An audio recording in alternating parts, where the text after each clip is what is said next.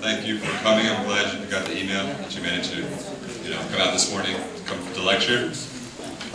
All right, as you know, today we've got a guest speaker. We're proud to say this is YPIA's first guest speaker. The guest speaker has a very extensive CV. He has worked for the South African Foreign Service for over 40 years. I think it's 42 years to be correct. He's served in places such as London, Sydney, Australia, New York. More importantly, served as ambassador to Australia, afterwards for the C5, the countries like Turkmenistan, Kazakhstan, etc. And then later on was the director of Latin America and the Caribbean. And he retired in 2006 and has been working for the South African Institute for International Affairs as a research fellow. I had the privilege of meeting Tom, I think back in 2007 when I was doing my doctorate. I kindly emailed him to ask for an interview, and as you know, when you ask for interviews, you usually maybe get 10% of the people you interview. You'd be very lucky. And Tom was nice enough to grant me an interview, and we met and I had a great discussion. He actually gave me a book, a doctoral thesis by a lady named Dr. Martha Bridgman, who was researching a similar topic as me. And do you believe it that she's actually on the YPIA advisory board? So we've actually built a relationship because of Tom, and I appreciate that. And also Tom, I found out, has very good taste because his wife is American. But he is an expert in the field of international affairs. He's been all over the world. He's worked in foreign service. He's met influential leaders. He's almost always on SABC News, commenting on political events, what's going on. He also has a column in the New Age newspaper where he comments on current affairs and international topics. So if you guys can please put your hands together for Ambassador Thomas Wheeler.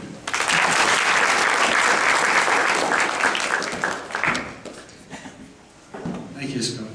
This is my first visit to your campus, so I'm fascinated to visit with you and to meet some of you and to be able to talk to you. And I have not got a formal presentation, so I'm quite happy to answer questions as we go along. But I understand that you're, among others, interested in careers in the Foreign Service. I can tell you a little about how it works in South Africa. It doesn't necessarily mean it works the same way in the countries that you come from. And then I believe you want me to talk about multilateral diplomacy as well. I just want to make one slight correction. You said I was ambassador in Australia. It was actually Turkey and then the Central Asian Republics. That was my second last posting, and it was in Turkey that I met the American lady and married her. So I always say, well, we have a marriage certificate that we cannot read. It's in Turkish. It's not an easy language. Yes, my career, as you heard, I started in 1961, and in 63 I went to Washington, D.C., where I was the most junior officer. And that, of course, is what you've got to remember, that when you join the Foreign Service, you don't become an ambassador. You become a third secretary or an attaché if you're lucky.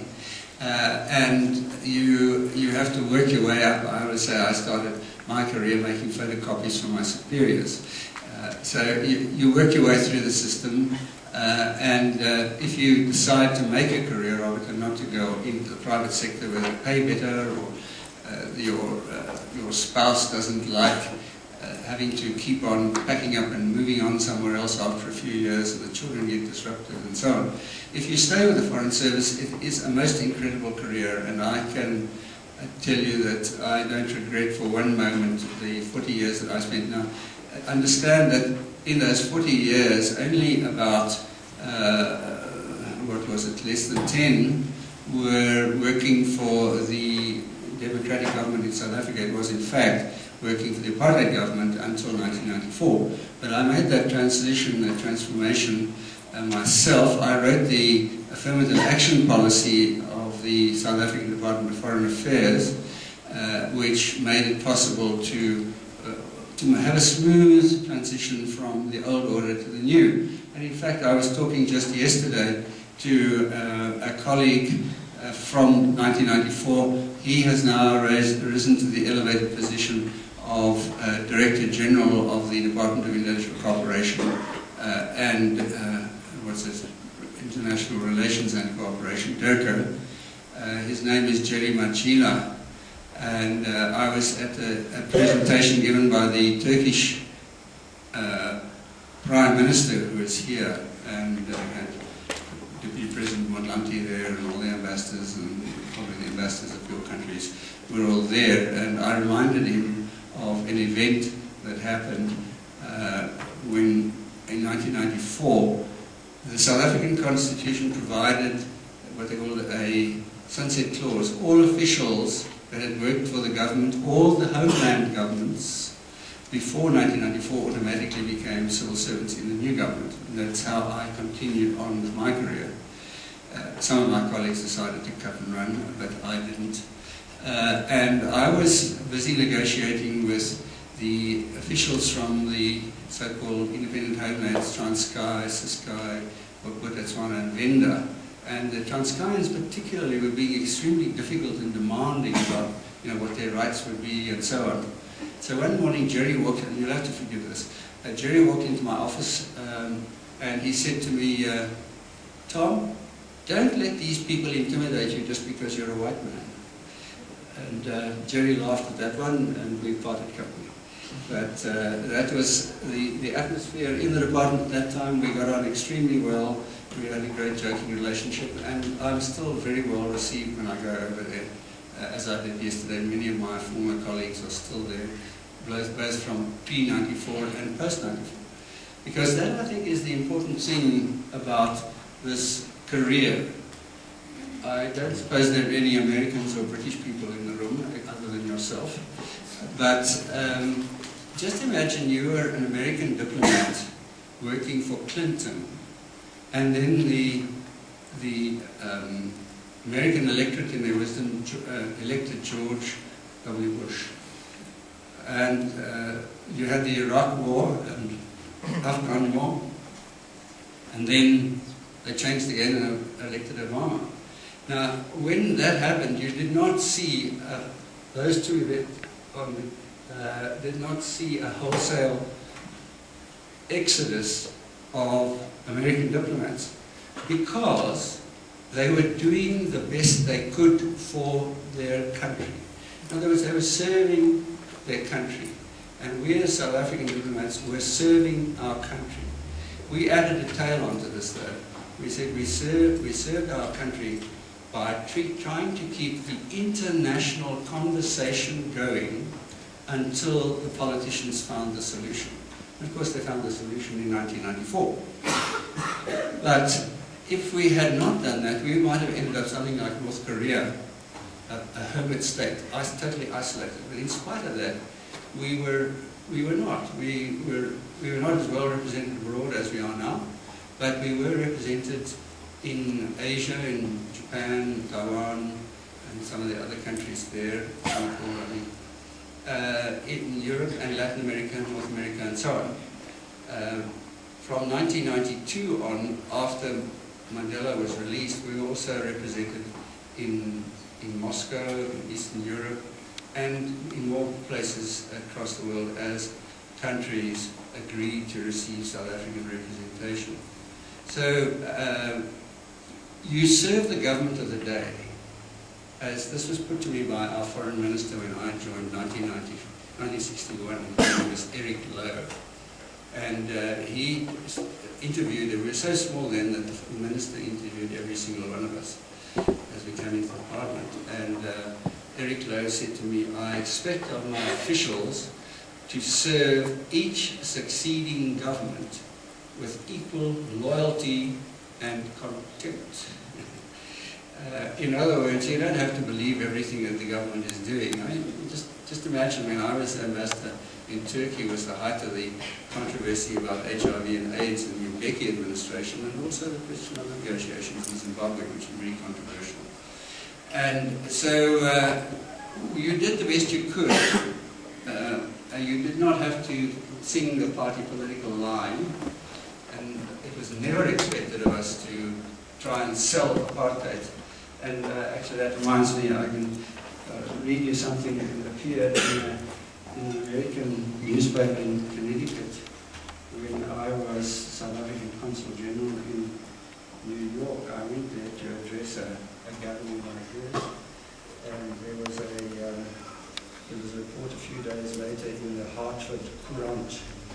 and I won't read it all to you, but just the last bit. This is what makes the Thomas Wheelers of the world so dangerous. You see, I'm a really dangerous character. Misunderstands themselves. They avoid problems and allow us to avoid problems. Problems that cannot be avoided, that are avoided, cannot be solved. The Thomas Wheelers often seem to be benevolent, clever, reasonable, calm, and truthful. They often seem to be humanitarians, but they are the true enemies of society. They tempt us with a way to turn our backs on what is unsolved, ensuring that it will never be solved. So, ladies and gentlemen, the true enemy of society in your midst. But the point was that was in '87. A very few years later, Mandela was released, and the problem started to be solved. Solved by 1994, and the King of Thailand accepted the credentials, an ambassador of a country has letters of credence that come from his head of state. And on the 27th of April 1994, the King of Thailand accepted the letters of credence of the first South African ambassador. So he was the first one post-election, even though he'd been there as Consul General or some other lesser title. But that was sort of the start of the momentum of having much wider representation. Now, perhaps I should just turn for a moment to multilateral diplomacy, and that is an area where the apartheid government was very, very limited in what it could do, simply because we were excluded from the United Nations in 1974, and I accompanied Nelson Mandela's delegation to New York in 1994, in June, to go and retrieve, as it were, our seat in the UN General Assembly. You know, we could operate on the fringes, we could talk in the lobbies and so on, and if South Africa came up in the UN Security Council, we could appear there. And there was a famous example of one of my colleagues who told the UN to do their damnedest about South Africa. That was in 1986 or thereabouts, when I was in New York. He was the permanent representative at the UN. But other than that, we were isolated from all UN bodies. We couldn't participate in the debates and so forth, except a very limited number, which were mainly about the environment. Antarctic Treaty, the International Whaling Commission, the International Commission for South and East Atlantic Fisheries, things like that, rather technical organizations where we did continue to participate. And we had in the room with us Syrians and North Koreans and Iraqis and so on, who would not have been seen dead with us at the UN, but in that technical environment they were prepared to participate in the debate because it was a matter of mutual interest. They were fishing off our west coast and this had to be regulated, and they participated. But the other areas we were not able to participate, and that only started to happen, as I say, from the time that Mandela became president in 1974 and mid-year 1974. And then we joined umpteen international organizations. I remember I was then working in the multilateral environment in the department, and one day we got a call to say that Alfred Nzo, who was the first foreign minister post-94, was in Cairo at a meeting of the non-aligned movement, and he had phoned F.W. de Klerk, who was joint executive vice deputy president at that stage, and said, "They've invited us to join the non-aligned movement, what should we do?" And de Klerk said to him, "Go for it." And he didn't try to stop this in any way, in fact he encouraged it. And we went into the non-aligned movement without a lot of the bureaucracy that very often goes with new membership. They wanted us in, and they therefore let us in straight away.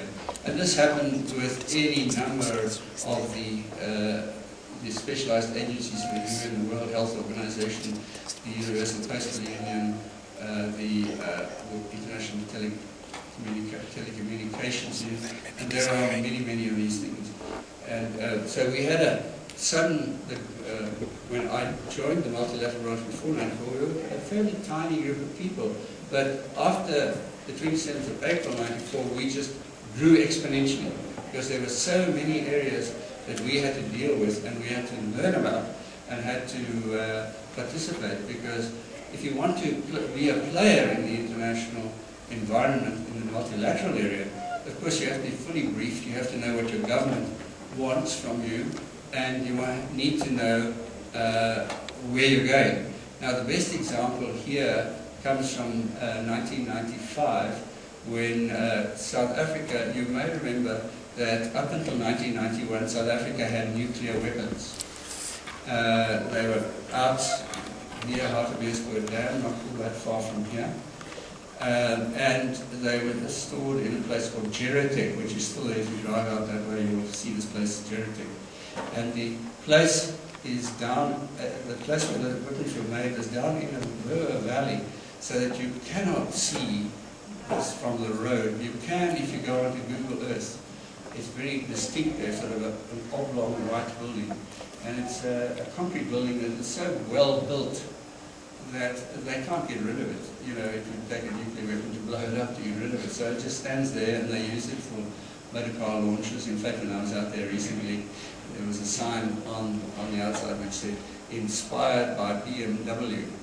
Well, we decided not to blackmail them and photograph and publish the picture. But anyway, I have a photograph again in these books here of myself standing in front of those vaults where they kept the components for the nuclear weapons. Of course, they'd long gone. But South Africa is sort of the poster child on getting rid of nuclear weapons. De Klerk told the people who were doing this work to close the program down, which was done, and the International Atomic Energy Agency came and inspected the facilities there, gave us a clean bill of health that the bombs were no longer in existence. They were never really assembled, they were always in components. And that all the highly enriched uranium was accounted for. Now what happens now is that uranium is in, the highly enriched uranium is at Pelindaba in a strong room under 24-hour-a-day surveillance from the International Atomic Energy Agency in Vienna. And every 2 weeks an inspector comes from Vienna to inspect physically that stuff is still there, that we're not putting up to tricks. And when I talk to Iranian diplomats, I say, if you want the world to believe you, do what South Africa does. Nobody's going to believe you unless you're prepared to show the inspectors what you've got and let them inspect and record and all this, and that you have not got any equipment. While you leave this situation unclear, the world will have its suspicions about you. Now, moving from that, in 1995 there was a conference called the Nuclear Non-Proliferation Treaty Review and Extension Conference. It was held in the UN General Assembly in New York. We had a particularly brilliant fellow working on these nuclear issues in the Department of Foreign Affairs in what now called DERCO. His name's Peter Goosen. At the moment he is the South African ambassador in The Hague in the Netherlands. And he came up with a draft policy early in '94 on nuclear disarmament, actually all kinds of arms control, who we should sell arms to and so on. And I said to him, well, just hold off with this thing. Don't put it into the system now, wait until the government changes. Because politicians have this attitude that anything comes from the old order is not good. You throw it out. Keep it until after the election and then put it in the system. And this became the first policy document on arms control and disarmament. Was the first policy document that the new government of Mandela adopted and applied. Now, when this NPT conference came up, Peter Goosen developed a proposal, a couple of documents, to bridge the difference between the nuclear weapons powers, that is, China, Russia, France, UK, and the US. They are the only countries in the world that can legally have nuclear weapons. The Pakistanis and the Indians and the Israelis and perhaps the Iranians and certainly the North Koreans, their nuclear weapons programs are considered internationally illegitimate.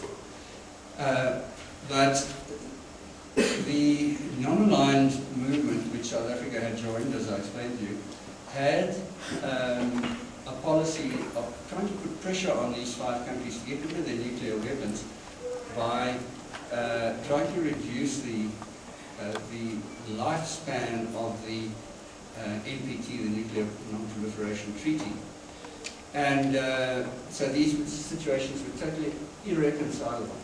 So Peter Person sat down and he drafted a document which sought to bridge that gap. And we had a meeting in Pretoria one Saturday morning with Thabo Mbeki, who was the Deputy President, Alfred Nzo, Foreign Minister, Abdul Minty, who was still the South African representative on the International Atomic Energy Agency, and he'd been head of the anti-apartheid movement in London in the 70s and 80s, and later on head of the anti-nuclear movement. And we sat around the table, and Peter Person made his presentation, and Thabo Mbeki said, yes, I go with that. So here we had, at the highest level, authorization, and that's what's very important, authorization from the government to proceed along those lines.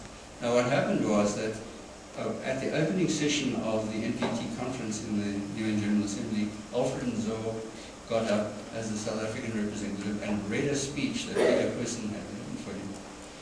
And there was a sort of gasp around the hall, this enormous hall, not like this, but bigger. When he sat down, people stormed to him and congratulated him on this creative thinking and so on. Poor Alfred Nzo was a very nice man, very fond memories of him, but he was not the world's greatest intellect. And he didn't really understand what it was that he'd said. he was a health inspector in Alexandra Township before he went into exile. That gives you an idea of his level of education. But I mean, charming. I worked with him for several years, and I cannot say what a pleasure it was to work with him. Anyway, so this became the basis of the negotiations during that 2-week period. The chairman of the conference was a diplomat from Sri Lanka, Ambassador Dhanapala. If you look on the UN's website now, you'll still find his name there. He now works as an official of the UN Secretariat. He came to us and he said, this document I would like to make the President's text. In other words, I want to annex this document and we use this for the negotiations. So South Africa, almost by the moment it walked in the door, had made an impact with our multilateral approach. Now this story can be repeated many, many times over in various environments. I must say that recently at the African Union there was a discussion on Libya. We didn't really perform so brilliantly on this. But nevertheless, there was, we laid this groundwork, and the Mandela government, and even right up to the Zuma government today, uses the talents of the officials from before 1994. I was told yesterday by one of my former colleagues that he'd been brought in to work out the details of what the strategic partnership between South Africa and Turkey would be. Turkey has agreed to have a strategic partnership with South Africa. There is a tendency in our foreign service to have like a checklist. We want this and we want this and we want this, and then we get it, we don't know what to do with it. So somebody's got to then apply the brain power and build this out. And this is what this guy is now going to be doing, is to make sense out of this strategic relationship that we are going to have with Turkey. So, those officials with long experience from before 1994, and the ANC representatives like Jerry Machila, who is now the Director General, are being used. And if any of you were to South Africans who would join the South African Foreign Service, those guys are going to be your bosses. So, you know, if anywhere the transformation went smoothly in the South African government, it was in the Foreign Service. I'll give you another reason why that happened. We had an organization in this country called the Transitional Executive Council, and there was a sub-council on foreign affairs. And the then Director General, Rusty Evans, decided that the members of the sub-councils, now this is, there was somebody from the ANC, it was Aziz Bahar, there was Leon Wessels from the Old National Party, there was, I think, Stella Sikau from the Transkei government, she later became a minister in Mandela's government, and several other people, the negotiating parties at Kyrgyzstan. And they visited New York, Washington, Geneva, Paris, London, Brussels, Singapore, Addis Ababa, and Nairobi. And at those things, the old officials like myself and the new B officials like the ANC's people who were representatives abroad were at that meeting. And it meant that we got to know each other before 27th April 1994. So when those guys walked into the door, we were old drinking mates. We weren't threatened by those people. And so it had been, you know, a peaceful and successful transition, as one would expect from documents. But I'll stop there and take whatever questions you have, and perhaps that will get me rambling into something else.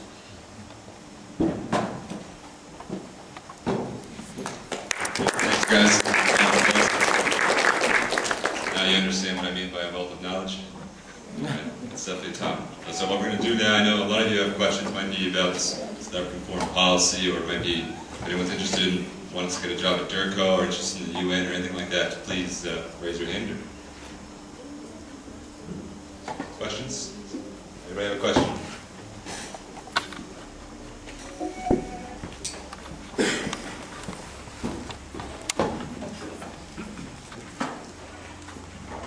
Thank you. I wanted to ask, what qualifications does one need to get into your line of work to be an ambassador? As we're studying right now a degree in international studies, is that enough, or do we have to do more? I think the short answer there is that any university degree is suitable because it's just regarded as a first stepping stone. In other words, I had a degree in English and history, my major subject, a BA, that's all. And I spent 40 years in the Foreign Service with just a BA. I never did any advanced studies, right to this day. I had colleagues at that time who were, one was a viticulturist. He had a degree in how to make wine. Another one was a geologist. So the degree is intended mainly to see that you have the intellectual capacity to take the job on. That's point number one. Now in South Africa, what they've done recently with our criminal labor laws is that they appoint people as cadets on a one-year contract. And during that year, they put them through